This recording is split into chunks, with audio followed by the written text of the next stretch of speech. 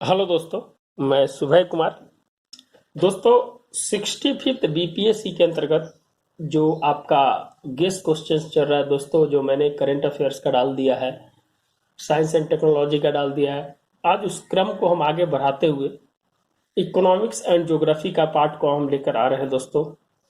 और दूसरी चीज की जो उम्मीद जताई जा रही है कि आपका एग्जाम है जो 10 दिन आगे एक्सटेंड करने के बारे में सूचना मिल रही है कि आपका एग्जाम है जो 6 से लेके 10 के बीच में भी हो सकता है अगस्त में।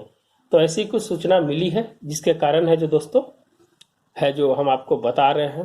दूसरी चीज की जो भी गेस क्वेश्चन है दोस्तों, ये सब आपका वीडियो डाला हुआ है। आप है जो जाकर है जो प्लेलिस्ट में देख सकते हैं, इस सब का वीडियो बनाकर डाला हुआ है। आप जो वहां से इसका है जो कुछ नए अपडेशंस के साथ, कुछ जो नया वर्तमान में जो बीत रहा उसको अपडेशंस के साथ आप जो नोट्स बना सकते हैं। दोस्तों, एक रिक्वेस्ट है कि अगर अच्छा लगे वीडियो तो जरूर है जो सब्सक्राइब करें, लाइक करें और कमेंट करें, क्योंकि मानक होता है कि जो हम काम कर रहे हैं वो आपके अनुरूप है या उसमें सुधार की जरूरत है। इस मानक के चलते हम आपकी जो कमेंट्स और सब्सक्राइब का जो ध्यान रखते हैं कि हम है जो काम सही कर रहे हैं। तो दोस्तों, हम है जो इकोनॉमिक्स एंड ज्योग्राफी पार्ट पे चलते हैं दोस्तों। तो फर्स्ट है जो दोस्तों इस बार मानव संसाधन जो इम्पोर्टेंट टॉपिक लग रहा है, जिसके कारण है जो दोस्तों जो प्रवासी मजदूर जो बाहर गए थे और इस बार जो उनका आवागमन हुआ है, और बिहार की स्थिति को देखते हुए इस मानव संसाधन के टॉपिक को ज़्यादा है जो टारगेट करने की कोशिश कर सकता है। तो दोस्तों, मानव संसाधन आपका एक टॉपिक है जिसके अंदर बेरोजगारी, गरीबी, जनसंख्या विस्फोट और जनांकी लाभांश, ये 4 पॉइंट्स के अंदर में दोस्तों ये पूरा हो जाएगा। बेरोजगारी की बात करते हैं दोस्तों कि बेरोजगारी दर है जो दोस्तों जो अभी वर्तमान में जो आपका डेटा है, बेरोजगारी का जो डेटा एनएसओ जारी करता है, लेकिन अभी तक है जो जारी नहीं किया है। लेकिन स्वान और सीएमआई रिपोर्ट्स के अनुसार वर्तमान जो बेरोजगारी दर है जो आपका 6% जो था उसको पार करते हुए आपका 27% तक पहुंच गया था। और वर्तमान जो स्थिति है वो है एक्चुअली मंथली और वीकली दोनों डेटा जारी करता है। तो वर्तमान समय में उसकी डेटा है जो अप एंड डाउन होते रहती है, लेकिन आप है जो जरूर सीएमआई का डेटा और स्वान का डेटा है जो जरूर है जो आप लिखिएगा उसमें। क्या कि बेरोजगारी के अंदर में दोस्तों वो बहुत इंपॉर्टेंट हो जाता है। एनएसओ का डेटा भी अगर आपके पास हो तो उसको है जो डाल सकते हैं। प्रवासी मजदूर को लेकर दोस्तों गरीब कल्याण योजना जो अभी चालू किया गया बिहार में, खगड़िया से 20 जून को जो चालू किया गया था, उससे है जो आप जोड़ सकते हैं। और बिहार में विभिन्न प्रकार की योजनाओं, मनरेगा और माध्यम से जो बेरोजगारी को दूर करने का जो उपाय किया जा रहा है उसको है जो भी आप है जो इसमें लिख सकते हैं। जो पोर्टल है जो बिहार सरकार जारी किया गया है उस बेरोजगारी में लिख सकते हैं। अब बेरोजगारी का जो मानक है वो बेरोजगारी बढ़ने का कारण है, वो हर एक चीज पे डिपेंड करता है, इंडस्ट्री पे, कृषि पे। तो आप है जो उसको डायमेंशन के साथ है जो आप है जो उसमें लिख सकते हैं। दूसरी चीज़ है दोस्तों कि बेरोजगारी के बाद आपका गरीबी, गरीबी का डायमेंशन है आपका सापेक्ष और निरपेक्ष गरीबी। फिर इसके बाद जो समितियां बनी है, समितियां जो इम्पोर्टेंट समितियां हैं, जो आपका लकड़ावाला समिति है, रंगराजन समिति है, सुरेश तेंदुलकर समिति है, फिर है जो आपका अरविंद सुब्रमण्यम रघुराम जी राजन समिति है, सुब्रमण्यम नहीं है, रघुराम जी राजन समिति जो सबसे लेटेस्ट का है, उसको है जो आप है जो कोट कर सकते हैं। उसकी स्थिति उपभोग के अनुसार, कैलोरी के अनुसार जो भी है उसको आप लिख सकते हैं। उसका जो लॉरेंज ब्रंक है, जो आपका गिन्नी गुणांक है जिसके माध्यम से उसका माप होता है, आप उसको उस तरह से जो आप कंडीशंस बना सकते हैं, आप जो उसको डायमेंशन में रख सकते हैं। और इसके लिए क्या क्या योजनाएं हैं, उस योजना के माध्यम से दोस्तों है जो आप है जो यहाँ पर है जो दे सकते हैं कि गरीबी का क्या कारण है और इसके लिए क्या उपाय है जो बिहार सरकार और भारत सरकार कर रही है। तो आप है जो एमओपीआई इंडेक्स एक है, मल्टी मल्टी पॉवर्टी इंडेक्स जो है यूएनडीपी के द्वारा जारी किया जाता है, उसको भी आप है जो उसको ऐड कर सकते हैं। जनसंख्या विस्फोट, जनसंख्या विस्फोट की जो दर है वर्ल्ड पॉपुलेशन रिपोर्ट से 2020 के अनुसार, जो अभी जो हाल फिलहाल में आया है वर्ल्ड पॉपुलेशन रिपोर्ट्स जो आया है उसके अनुसार है जो आप इसमें जो डेटा को डाल सकते हैं कि बिहार की स्थिति उसमें क्या है और भारत की स्थिति क्या है। भारत में 28 उम्र को है जो माना गया है और बिहार में इसके 18 उम्र को विस्फोट माना गया है। क्या है कि सबसे ज़्यादा वृद्धि गति से जो बढ़ रही है उसमें औसत आयु 28 वर्ष और अब बिहार का 18 वर्ष जो संक्रमण काल से है जो गुजर रहा है। तो आप है जो जनसंख्या विस्फोट में इसको डाल सकते हैं। और उसके बाद है जो जनसंख्या लाभांश, जो आपका डेमोग्राफी डिविडेंड है, उस डिविडेंड को बता सकते हैं कि जो स्किल्स अगर हम कर लेते हैं अभी जनसंख्या को, तो कहीं ना कहीं हमारे लिए अर्थव्यवस्था और मानव संसाधन में जो बेरोजगारी और उसकी जो बढ़ रही है उसको है जो कंट्रोल किया जा सकता है। इसके लिए भी बहुत प्रोग्राम चलाया गया। इसमें है तो जनसंख्या लाभांश जो है आपका, उसमें आप जानते हैं कि जनसंख्या लाभांश निकालने के लिए 0, 14 ईयर्स और 59 ईयर्स को है जो मानक रखा गया है। इसमें 1, 2 और 3। 1 होता है जो 0 से 14 वर्ष तक रखा जाता है, 2 होता है जो 14 से 59 वर्ष रखा जाता है, 3 है जो 59 से एबव को रखा जाता है। तो इसमें है जो कौन किस पे निर्भर है वो है जो आपको विशेष है जो आपको वीडियो में मिल जाएगा। तो कुछ इस तरह से दोस्तों मानव संसाधन को आप है जो इसको प्रिंट आउट कीजिएगा और इसको है जो अपने कॉपी में या अपने नोट्स में है जो बनाने की कोशिश कीजिएगा, जो एग्जाम में आपको उस समय तक आप उसको बढ़िया से पढ़ लीजिएगा, आप उसको है जो आप एग्जाम में लिख सकते हैं। चलिए दोस्तों, दूसरा उद्योग को टारगेट किया जा सकता है इस बार दोस्तों। एज ए माई ओपिनियन, उद्योग को इस बार टारगेट किया जा सकता है कि उद्योग है जो पिछले बार से पूछा नहीं है। तो आपको औद्योगिक नीति, आपको 1956 की नीति, 1991 की नीति, ये है जो नीति को आपको ध्यान रखना पड़ेगा। इसमें लाइसेंस कोटा था, इसमें लाइसेंस कोटा खत्म कर दिया गया था। ये सार्वजनिक रूप से था, यहाँ निजीकरण कर दिया गया। तो ये औद्योगिक नीति के अंदर है जो आप है जो MRTP था, इधर प्रतिस्पर्धा आयोग है जो लागू किया गया था। तो ये चीज़ है जो आप है जो इसमें उद्योग नीति के अंदर में लिख सकते हैं। लाइसेंस कोटा को हटाकर कैसे है जो इसको सब निजी रूप से इसको कर दिया गया था। अभी वर्तमान में है जो उद्योग की जो मान्यता है जो आपका 2 है वर्तमान में, उस पहले 8 था, उससे घटाकर है जो 2, 3 था, उसके बाद 2 कर दिया गया है। वित्तीय सहयोग, जो वित्तीय सहयोग है जो उद्योग के द्वारा जो वित्तीय सहयोग जो दिया जाता है, जैसे मान लीजिए कि जो कंपनी को CPSE के माध्यम से दिया जाता है, फिर आपका शेयर मार्केट के माध्यम से दिया जाता है, माने सरकार के द्वारा कर्ज दिया जाता है, तो वित्तीय सहयोग के रूप में जो है IPO के रूप में दिया जाता है। किसी कंपनी का IPO है जो उसको निकाल कर डाल दिया गया, तो उससे जो पैसा है जो कंपनी को लेता है और उस कंपनी से जो कंपनी का इंफ्रास्ट्रक्चर को बढ़ाता है। तो वित्तीय समावेशन में आपका हो गया, उससे है जो आप है जो इस पे वित्तीय सहयोग के माध्यम से उसमें आप लिख सकते हैं। इंडस्ट्रियल 4.0 का बहुत जरूरी औद्योगिक 4.0 नीति जो आर्टिफिशियल इंटेलिजेंस और रोबोट्स टेक्निक आ रहा है, जिसके स्किल पे प्रभाव पड़ने वाला है, जो अनस्किल्ड है उसके ऊपर प्रभाव पड़ने वाला है। तो इसको वर्तमान में इंडस्ट्री 4.0 से भी जोड़ने की कोशिश कीजिएगा। जो वर्तमान में भी इंडस्ट्रियल 4.0 में नीति आयोग के और जो जितने डिपार्टमेंट है उसके साथ मिलकर है जो काम कर रहा है, उसमें साइंस एंड टेक्नोलॉजी की बहुत बड़ी भूमिका है जो मानी जा रही है। और मार्किन्स रिपोर्ट्स है, फिर मार्किन्स रिपोर्ट्स जो आया है उस रिपोर्ट्स को आप है जो इसमें है जो डाल सकते हैं। तो इंडस्ट्रियल 4.0 पे भी मैंने है जो वीडियो बना दिया। इसमें नीति आयोग की बहुत बड़ी भूमिका है जो मानी जा रही है। कहा कि एक्चुअली जो जर्मनी 2025 की जो नीति है उस नीति को है जो सब लोग एडॉप्ट कर रहे हैं। MSME सेक्टर, इसी में दोस्तों MSME स्मॉल इंडस्ट्री सेक्टर, इसके लिए अभी हाल फिलहाल में जो 3 लाख करोड़ रुपया का जो दिया गया है, और इसमें जो 2016 की जो इसमें नीति का जो बदलाव किया गया था, उस नीति में 200 से 250 करोड़ रुपया के टर्नओवर वाली कंपनी को भी है जो MSME सेक्टर में रखा गया है। और वर्तमान में इसको उठाने के लिए जो 3 लाख करोड़ रुपया का जो अभी बजट है जो 20,97,000 करोड़ का दिया गया था, उसमें 3 लाख करोड़ है जो MSME सेक्टर के लिए रखा गया था कि स्मॉल है। तो बिहार में इसके लिए 3,000 के आसपास MSME है। उसमें है जो ज़्यादातर है जो आप जानवे करते हैं, बीड़ी उद्योग है, मखाना उद्योग है, ये सब उद्योग से आप उसको जोड़कर है जो लिख सकते हैं। और कैसे है जो कृषि से जो छिपी हुई बेरोजगारी, उस बेरोजगारी को दूर करने में MSME सेक्टर है जो बहुत इंपॉर्टेंट काम करता है।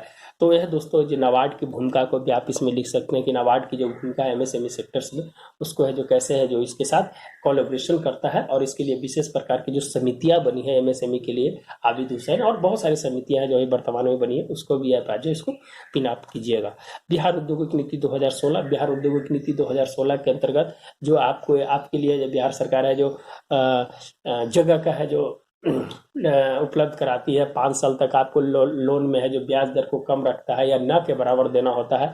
और इसके लिए PPP मॉडल पर अगर आप है जो इसके साथ जोड़ते हैं तो ब्याज कर आसानी से सिंगल विंडो सिस्टम पे है जो काम करता है वहाँ। तो बिहार औद्योगिक नीति 2016 बजट प्रावधान के अनुसार है जो लेकर इसको लिखने की कोशिश कीजिएगा, तो आपका आंसर है जो उद्योग से रिलेटेड भी आपका है जो पूरा हो जाएगा। एक हम है जो आपका ओवरव्यू सेक्टर से में बता रहे हैं कि ओवरव्यू इसका क्या होना चाहिए, आप है जो उस स्थिति से है जो लिखने की कोशिश कीजिएगा।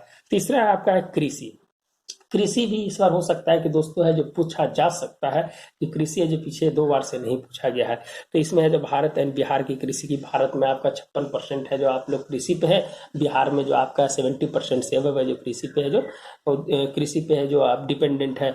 GDP में 17% है जो इसका वर्तमान की स्थिति है। तो आप है जो इसको ऐसे लिख सकते हैं। और वर्तमान में जो किसानों की आय दुगनी करने का जो 2022 तक लक्ष्य रखा गया है, इस लक्ष्य को कैसे पूरा किया जाए, इसमें कृषि के एमएसपी में मिनिमम सपोर्ट प्राइस जो होता है कृषि एवं लागत मूल्य आयोग के द्वारा जो निर्धारित किया जाता है, स्वामीनाथन आयोग का जो रिपोर्ट्स है उस रिपोर्ट्स को लागू किया गया है कि कितने पर में लागू किया गया है, तो उस पे है जो अभी मिला है कि नहीं मिला, इस पे है जो आप पढ़ लीजिएगा। C2 कॉस्ट, सब जो कॉस्ट होता है उस कॉस्ट के बारे में आप है जो जानकारी रखिएगा।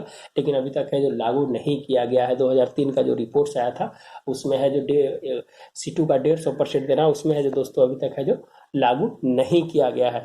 उसको है जो एक नए एमएसपी के तहत है जो रखा गया है। तो एक है जो अलग टॉपिक है, किसानों की आय दुगुनी करने का लक्ष्य भारत सरकार ने इसके लिए क्या प्रावधान किए हैं, तो इससे रिलेटेड है जो दोस्तों आप देख सकते हैं। जो योजनाएं हैं जो भारत सरकार और बिहार सरकार की योजनाएं हैं, कृषि संपदा योजना, कृषि सम्मान निधि योजना, सिंचाई योजना, निरांचल योजना सिंचाई के लिए जो काम करती है, तो ये सब दोस्तों है जो आप है जो कृषि निर्यात नीति के बारे में है जो आपको बताना होगा। और बिहार के बारे में जो है, जो बिहार सरकार जो है इसके लिए कृषि के लिए क्या काम कर रही है, जो रोड मैप के अंतर्गत तृतीय कृषि रोड मैप 2012-17 जो आपका था, उसके अंतर्गत जैविक कृषि को कॉन्ट्रैक्ट फार्मिंग के लिए कैसे काम कर रही है। तो अभी है जो देखें दोस्तों कि अभी है जो अनुदान के रूप में है जो बहुत सारा है जो पैसा है जो बिहार सरकार के द्वारा दिया जा रहा है कि अनुदान के रूप में है जो काम किया जाएगा, जिससे बेरोजगारी और कृषि दोनों परियोजनाओं का आकार जो कम हो रहा है उसके लिए जो भूमि निबंधन की प्रक्रिया ऑनलाइन कर दी गई है। तो ये सब है जो दोस्तों आपको कहीं ना कहीं है जो इस पे है जो भूमि सुधार है, जो भूमि सुधार लागू करने वाला है जो आपका बिहार है जो प्रथम स्टेट रहा है। तो इस सब स्थिति में जो दोस्तों आप है जो इसको लिख सकते हैं। हरित क्रांति के बारे में भी है दोस्तों, जो तृतीय कृषि रोड मैप में द्वितीय हरित क्रांति को जो जोड़ दिया गया। प्रथम हरित क्रांति और द्वितीय हरित क्रांति के बीच की स्थिति को बताइएगा, कैसे है जो हरित क्रांति है जो सकारात्मक और नकारात्मक भूमिका निभाया है, तो उसमें भी आप है जो हरित क्रांति को भी एक बार देख लीजिएगा। कृषि साख एग्रीकल्चर क्रेडिट नाबार्ड ने कैसे है जो कृषि के काम करने के लिए जो रूरल बैंक के साथ है जो काम किया, कोऑपरेटिव बैंक के साथ काम किया। तो इसमें है जो दोस्तों फूड प्रोसेसिंग के लिए आप है जो खाद्य प्रसंस्करण क्षेत्र में ये है जो फूड सिक्योरिटी के लिए है जो कैसे है जो एफसीआई काम करती है।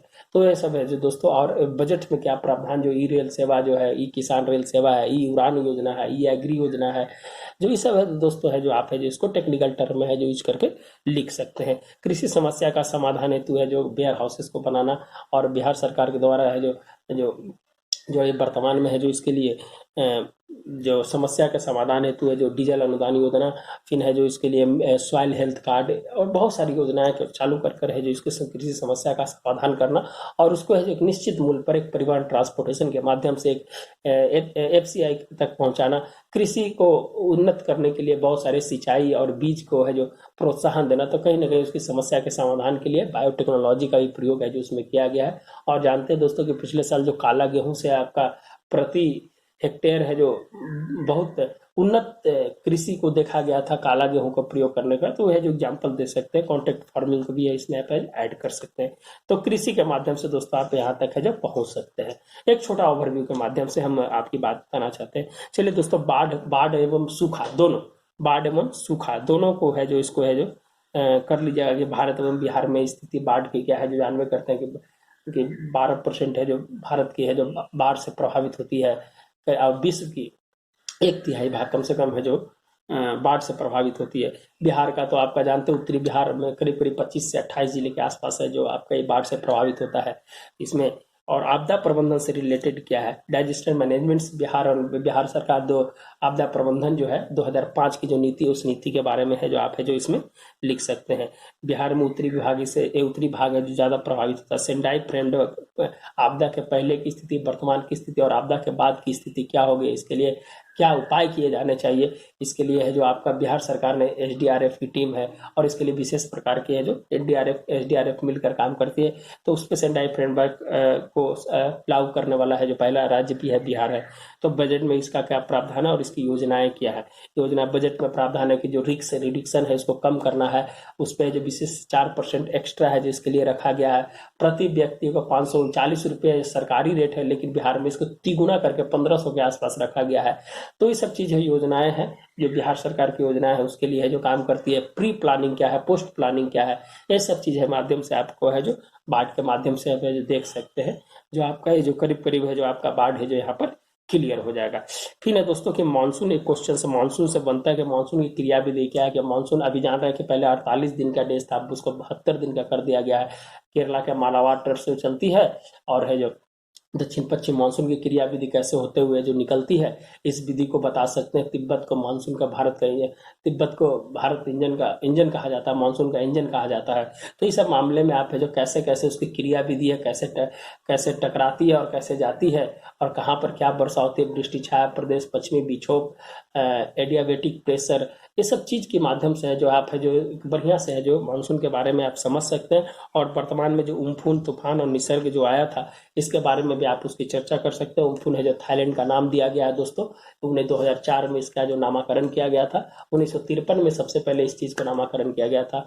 आपको बता दें कि जो तूफान आती है, इसका है जो प्रशांत महासागर, दक्षिण प्रशांत महासागरीय क्षेत्र का एक है जो पार्ट है जो 8 देशों को मिलकर है जो बनाया गया है। उसमें ऑस्ट्रेलिया, भारत, मालदीव, ये सब चीज जितने पाकिस्तान उस्तान सब 8 देश से करीब करीब, वही है जो नामाकरण करता है। निसर्ग है, निसर्ग की स्थिति क्या है, तो आप है जो एक एग्जाम्पल के रूप में इसको है जो दे सकते हैं।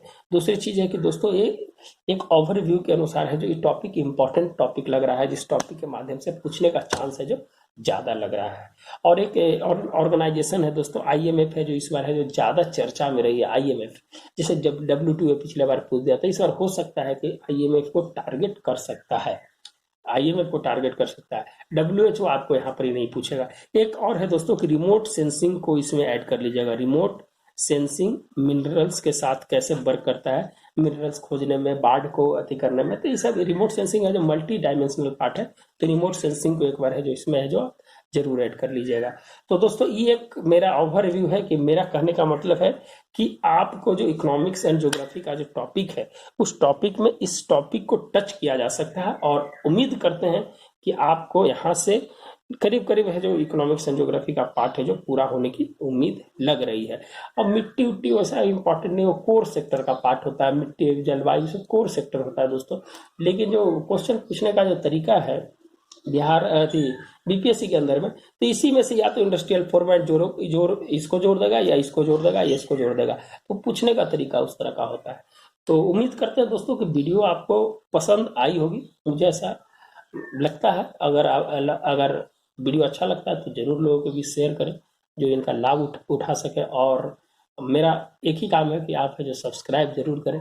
मेरा मानना कोई होता है कि अगर आप है जो सब्सक्राइब करते हैं तो मेरा मनोबल बढ़ता है। यही एक आपसे उम्मीद करते हैं कि आप है जरूर है जो इसमें सहयोग प्रदान कीजिएगा।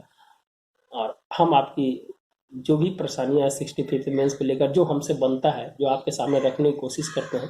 और वीडियो को जरूर देखिए, GS1 GS2 और करंट अफेयर्स का वीडियो डाला हुआ। अगर किसी भी टॉपिक को अगर आपको पढ़ना है तो उसको कमेंट बॉक्स में लिख दीजिएगा, हम उसके ऊपर है जो विचार करेंगे और उसको है जो बनाने की कोशिश करेंगे।